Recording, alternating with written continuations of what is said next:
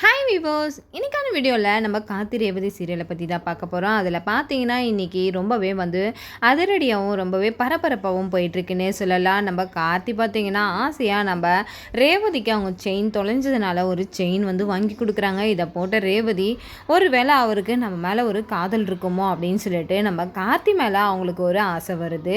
அதை பற்றி தான் இந்த வீடியோக்குள்ளே பார்க்க போகிறோம். வீடியோவை ஸ்கிப் பண்ணாமல் பாருங்கள். வாங்க வீடியோக்குள்ளே போகலாம். இந்த பக்கம் பார்த்தீங்கன்னா நம்ம கார்த்தி தான் காட்டுறாங்க. கார்த்தி ரொம்பவே சோகமாக இருக்காங்க.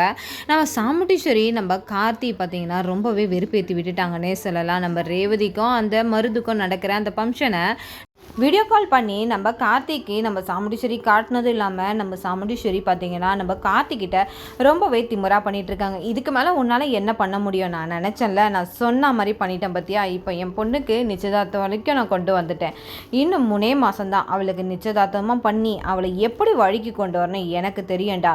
உன்கிட்ட இருந்து அவளை பிரிக்க வேண்டிய வேலை தான் என்னோட வேலை அப்படின்னு சொல்லிட்டு நம்ம சாமுண்டீஸ்வரி இந்த பக்கம் பேச, இந்த பக்கம் பார்த்தீங்கன்னா நம்ம பார்த்தீங்கன்னா நல்லபடியாக நிச்சயதார்த்தம்லாம் முடிஞ்சு நம்ம மருது கூட இறங்குறாங்க. அங்கே வந்தோடனே மருது சொல்கிறாங்க, உங்களை டெய்லியுமே நானே ட்ராப் பண்ணுறேன் அப்படின்றாங்க. அதுக்கு ரேவதி சொல்கிறாங்க, அதெல்லாம் ஒன்றும் வேண்டாம், இன்றைக்கி ஏதோ ஒரு நாள் கேட்டீங்க, நான் சொல்லிட்டேன், இனி நானே வந்துக்கிறேன், ஒன்றும் பிரச்சனை இல்லை அப்படின்னு சொல்லிட்டு நம்ம மருது நம்ம ரேவதி உள்ளே போனதுக்கப்புறம் அந்த இடத்துல பார்த்தீங்கன்னா ஒரு வம்புக்கு இழுக்கிறதுக்காக அந்த இடத்துலையே அவங்க ஸ்மோக் பண்ண ஆரம்பிச்சுறாங்க. இதை பார்த்து அங்கே இருக்கிற செக்யூரிட்டி எதுக்காக இங்கே ஸ்மோக் பண்ணுறீங்க அப்படின்னும் போது நம்ம மருது ரொம்பவே திமுறா பேசுகிறாங்க. என்னடா என்ன என்ன நினச்சிட்டு இருக்க?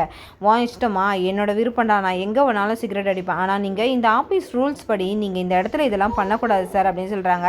அந்த இடத்துல பார்த்தீங்கன்னா அந்த செக்யூரிட்டிக்கும் நம்ம மருதுக்குமே வாக்குவாதம் ஆகிடுது. இதை பார்த்த கார்த்தி உடனே என்ன இங்கே பிரச்சனை அப்படின்னு கேட்கும்போது, இல்லை சார், இவர் ஆஃபீஸ் வாசலில் இருந்து இந்த மாதிரி சிகரெட் அடிக்கிறாங்க, அதை சொன்னதுக்கு என்னையே அடிக்கிறாங்க சார் அப்படின்னும் போது உடனே நம்ம கார்த்தி எதுக்காக இப்படிலாம் பண்ணிக்கிட்டு இருக்கீங்க, என்னடா உனக்கு என்னடா அப்படின்னு சொல்லிட்டு நம்ம கார்த்திக்கிட்டே ஆஷா பேசினாங்க வேலைக்காகுமா. நம்ம கார்த்தி ஓங்கி ஒரு அறை விடுறாங்க. இதை பார்த்துட்டு உடனே ரேவதி அங்கேருந்து பதறி அடிச்சுட்டு ஓடிடுறாங்க. என்ன சார் ஆச்சு, எதுக்காக அவரை நீங்கள் அடிச்சிங்க அப்படின்னு கேட்குறாங்க. அதுக்கு கார்த்தி சொல்கிறாங்க, அவங்க பண்ண காரியம் அப்படின்னும் போது உடனே மருதுகிட்ட கேட்குறாங்க. மருதுவை பற்றி நம்ம ரேவதி கார்த்திகிட்ட சொல்கிறாங்க, இவர் எவ்வளோ நல்லது செஞ்சுருக்காரு தெரியுமா, எவ்வளோ பேருக்கு எல்லாருக்கும் உதவி செஞ்சுருக்காரு அப்படின்னு சொல்லிட்டு அவங்க மருதுவை கார்த்தி நினச்சிட்டு பேசிக்கிட்டு இருக்காங்க. இந்த பக்கம் மருது இதெல்லாம் கேட்டுட்டு அமைதியாக இருக்காங்க.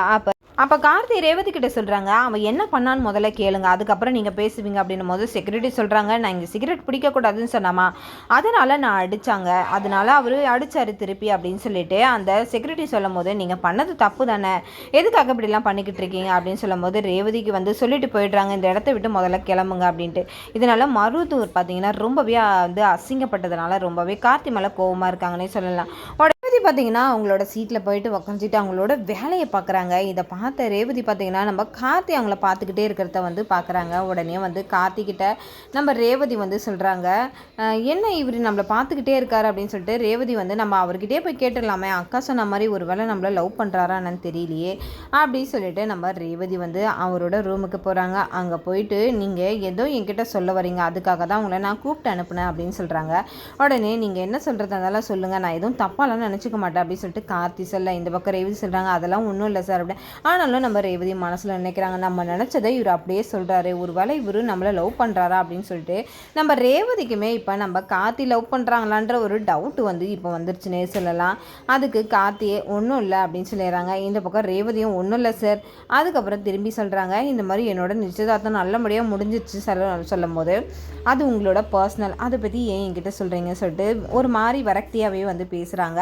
இந்த பக்கம் ரேவதியும் சரின்னு சொல்லிட்டு போயிடுறாங்க. இதை பார்த்த பிரியா ரொம்பவே அதிர்ச்சி ஆகிடுறாங்க. என்ன இவ பாஸ்கிட்ட இவ பேசிகிட்டு இருக்காளே அப்படின்னு சொல்லிட்டு ரொம்பவே கோவத்தோடு இருக்காங்கன்னே சொல்லலாம். ரேவதி ஒரு பக்கம் வீட்டுக்கு கிளம்பும் போது நம்ம கார்த்தி ரேவதியை கூப்பிட்றாங்க, என்னங்க ஆட்டோவில் போகிறீங்களா, நான் உங்களை ட்ராப் பண்ணிடுறேன் அப்படின்றாங்க. அதுக்கு ரேவதி சொல்கிறாங்க, இல்லை பரவாயில்ல, நானே போய்க்கிறேன் அப்படின்னு சொல்லிட்டு ரேவதி போயிடுறாங்க. இந்த பக்கம் மருது நம்ம கார்த்தி அடியாட்கள்லாம் ஏற்பாடு பண்ணிவிட்டு ரொம்பவே சந்தோஷமாக இருக்காங்க. அப்போ தான் நம்ம பிரியா நம்ம ஒரு வேளை கேட்டு பார்க்கலாம், நம்மளை கூட்டிகிட்டு போகிறாளா அப்படின்ட்டு. அதனால் நம்ம பிரியா போயிட்டு கார்த்திகிட்ட சொல்கிறாங்க, சரி நான் கொஞ்சம் இறக்கி விட்டுறீங்களா போகிற வழியில் அப்படின்னும் போது, தப்பாக நினச்சிக்காதீங்க மேம், சாரி மேம் அப்படின்னு சொல்லிட்டு நம்ம கார்த்தி சொன்னதுனால பிரியா ரொம்பவே காண்டாயிட்டாங்க. இந்த பக்கம் நம்ம மருது தான் கட்டுறாங்க, ரொம்பவே டென்ஷனாக இருக்காங்க. ரேவதியும் வீட்டுக்கு வந்துடுறாங்க. வந்ததுக்கப்புறம் ரேவதி வந்து நீங்கள் பண்ணது தப்புதில்ல, அந்த தப்புக்காக தானே அவர் அப்படியே அந்த ஒரு இதுவை பண்ணார், நீங்கள் எதுவும் மனசில் வச்சுக்காதீங்க அப்படின்றாங்க. இல்லை இல்லை இப்போ எதுவும் எனக்கு வந்து கில்ட் ஃபீலிங்கும் இல்லை, அவனை நான் அடிக்க ஆள் அனுப்பிச்சிருக்கேன் அப்படின்னு சொல்லும்போது இதை கேட்டுட்டு ரேவதி ரொம்பவே பதறி போயிடுறாங்க.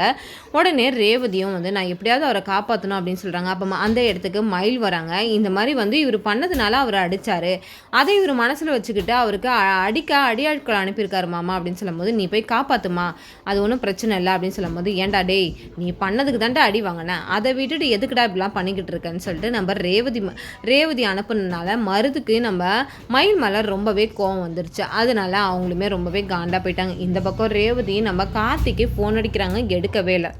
உடனே நம்ம கார்த்தி பின்னாடியே போகிறாங்க. அங்கே போனதும் பார்த்திங்கன்னா நம்ம ரேவதி ரொம்பவே அதிர்ச்சியாகிறாங்க. அங்கே இருக்கிற ஆட்கள்லாம் நம்ம கார்த்தியை போட்டு அடின்னு அடிச்சிட்டு இருக்காங்க.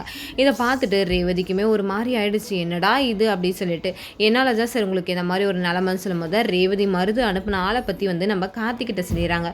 அப்போ அந்த இடத்துல நம்ம ரேவதியோட செயின் விழுந்துருது. அதனால நம்ம கார்த்தி திடீர்னு வந்து பாதி வேளை வந்தோடனே உங்கள் செயின் எங்கங்க அப்படின்றாங்க. உடனே ஐயோ அது காணாமல் போச்சு, அது கிடைக்கலன்னா அம்மா என்ன உண்டு இல்லாமல் ஆக்கிடுவாங்க அப்படின்றாங்க. உடனே கார்த்தி சொல்கிறாங்க நம்ம போய் அந்த இடத்துல போய் பார்க்கலாம் அப்படின்ட்டு 2 பேருமே வந்து அந்த இடத்துல தேடுறாங்க. நம்ம ரேவதி செயின் கிடைக்கல. அதனால நம்ம கார்த்தி நம்ம ரேவதியை ஒரு நகை கடைக்கு கூட்டிகிட்டு போய் ஒரு சூப்பரான ஒரு கிஃப்ட்டை வாங்கி கொடுக்குறாங்கன்னே சொல்லலாம். அந்த ரேவதி பார்த்திங்கன்னா அதை பார்த்துட்டு ரொம்பவே சந்தோஷப்பட்டுக்கிட்டு இருக்காங்க. அந்த செயினை தொட்டு பார்த்துட்டு இருக்காங்கன்னே சொல்லலாம். இதுதாங்க நம்ம ரேவதிக்கு நம்ம கார்த்தி கொடுத்த ஒரு காதல் பரிசுனே சொல்லலாம். ஏன்னா இப்போ வந்து நம்ம ரேவதியும் நம்ம கார்த்தியை விரும்ப ஆரம்பிச்சிட்டாங்க தான் நினைக்கிறேன். கூடிய சீக்கிரத்தில் இதுக்கெல்லாம் ஒரு முடிவை வந்து நம்ம கார்த்தி வந்து கொடுப்பாருன்னு தான் நினைக்கிறேன். இந்த பக்கம் நம்ம சாமுண்டீஸ்வரியை தான் காட்டுறாங்க. வீட்டில் எல்லாருமே சந்தோஷமாக இருக்கும்போது நைட் டைம் வந்து ஒரு லேடி வந்து நம்ம சாமுண்டீஸ்வரியை ரொம்பவே புகழ்ந்து பேசிட்டு அவங்களோட குழந்தையோட பிறந்தநாள் அப்படின்னு சொல்லிட்டு அந்த இடத்துல கூப்பிடுறாங்க. உடனே நம்ம சாமுண்டீஸ்வரியும் வரேன்னு சொல்லிடுறாங்க. இதெல்லாம் பார்த்தீங்கன்னா நம்ம சிவனாண்டியோட திட்டம் தான். சிவனாண்டி எப்படியாவது நம்ம சாமுண்டீஸ்வரியை அழிக்க ஒரு திட்டத்தை போடுறாரு. அந்த இடத்துல பார்த்தீங்கன்னா நம்ம சாமுண்டீஸ்வரியும் சரின்னு சொல்லிடுறாங்க. இந்த பக்கம் அந்த வெளிநாட்டிலேருந்து வந்த அந்த டேனியை வந்து இறக்கிடுறாங்க. எப்படியாவது சாமுண்டீஸ்வரியோட கதை அந்த இடத்துல பார்த்திங்கன்னா நம்ம ரேவதியும் அந்த இடத்துக்கு வந்துடுறாங்க ஃபோன் கொடுக்கறதுக்காக. இதனால் 2 பேருமே வந்து போட்டுத்தரலாம் எனக்கு ஒன்றும் பிரச்சனை இல்லை, ஏன்னா சந்திராவை இவ கை நீட்டி அடிச்சிருக்கா சித்தப்பா, அதனால் இவளோட கதையை நம்ம முடிச்சிடலாம் அப்படின்னு சொல்லிட்டு நம்ம சிவனாண்டி ஒரு முடிவை பண்ணிட்டாங்கன்னே சொல்லலாம். அதுக்கேற்ற மாதிரி 2 பேரையும் செங்கல் சூளையில் வச்சு எரிக்கிறதுக்காக பார்க்குறாங்க. ஆனால் அந்த செங்கல் சூளையில் ஒரு சூப்பரான ஒரு மேட்ரு நடக்குது. அங்கே இருக்கவங்க ஒருத்தவங்க பார்த்துட்டு நம்ம கார்த்திக்கு இந்த தகவலை சொல்லிடுறாங்க. இதை கேட்ட கார்த்தி ரொம்பவே அதிர்ச்சியாகி அந்த செங்கல் சூளைக்கு வராங்க. அங்கே வந்து நம்ம கார்த்தி பார்த்திங்கன்னா நம்ம ரேவதியும் சாமுண்டீஸ்வரியும் காப்பாற்றுறாங்க. சாமுண்டீஸ்வரி அப்போ கூட வந்து அவங்க மனசு மாற மாட்டாங்களா இல்லை மாறுவாங்களான்றது தான் நம்மளுக்கே தெரியல. இந்த பக்கம் ரேவதியை காப்பாற்றிடுறாங்க. ரேவதிக்கு பழைய நிலமெல்லாம் எல்லாமே ஞாபகம் வந்துடுது. அப்போ கார்த்தி கூட வந்து பேச ஆரம்பிச்சுறாங்க. அப்போ கார்த்தி வந்து சொல்கிறாங்க எப்பவும் போலவே நீ இரு, இந்த மாதிரி உனக்கு இதெல்லாம் நடந்தது அப்படின்னு சொல்லிட்டு எல்லா கதையும் நம்ம ரேவதி கிட்ட வந்து எல்லாத்தையும் சொல்கிறாங்க. இதை கேட்டுட்டு ரேவதி ரொம்பவே அதிர்ச்சியாகிறாங்க. இந்த மாதிரி கூடமா பண்ணுவாங்க, எங்கள் அம்மா இப்படிலாம் பண்ணுவாங்கன்னு கூட நான் நினச்சி கூட பார்க்கல அப்படின்னு சொல்லிட்டு நம்ம ரேவதி கிட்ட ஒரு பிளானை ஒன்று போட்டு கொடுக்குறாரு. நீ எப்பவும் போல் உங்கள் அம்மாவுக்கு பிடிச்ச பொண்ணு மாதிரியே நீ இரு, உங்கள் அம்மாவோட ஆட்டத்துக்கு ஒரு முடிவு கட்டணும்ல, கண்டிப்பாக அவங்களுக்கு ஒரு நம்ம பாடத்தை கட்டே கொடுக்கணும், அவங்க வந்து இந்த மாதிரி செஞ்சதுன்னு சொல்லிட்டு அவங்க தப்புன்றத உணர்ற வரைக்கும் நீ அவங்க கூட இரு ரேவதின்னு சொல்லிட்டு நம்ம கார்த்தியும் நம்ம ரேவதிக்கு அந்த ஒரு பிளானை போட்டு கொடுத்துட்டாரு. வீட்டில் இருக்கவங்க எல்லாருக்கிட்டே சொல்லிடுறாங்க. இதை கேட்டுட்டு எல்லாருமே ரொம்பவே சந்தோஷப்படுறாங்கன்னே சொல்லலாம்.